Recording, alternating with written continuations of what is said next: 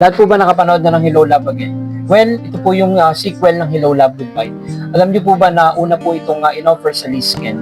And Liza Soberano wanted to do the movie.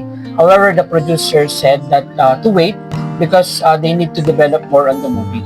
But Liza requested to save the movie for Lisken. And suddenly, nabalitaan nga ni Liza na the movie was already offered to Catherine Bernardo, but it was not Alden Richards to partner with Kat. It was Enrique Hill. And then ayun, napunta nga yung project kay Alden Richards at kay Catherine. And I think destiny na talaga yung naglagay kay Alden Richards sa movie na to. Dahil na din yan siguro dahil sa pabuting tao si Alden Richards kaya binibla siya. So imagine, first, hindi siya yung first choice na leading man at wala pang Kat din nun.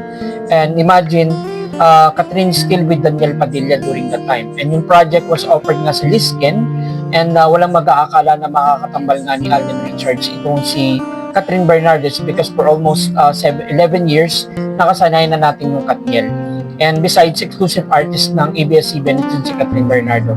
And ito namang si Alden Richards ay exclusive artist din ng GMA7. And I think yung success ng Hello Love Goodbye ay sinigitan pa ng Hello Love Again. And doon sa mga hindi pa nakakapanood ng Hello Love Again, so kung hinihintay nyo, manood na kayo. So pati pala ako hindi pa nakakapanood. So yun lang muna for today. Bye-bye.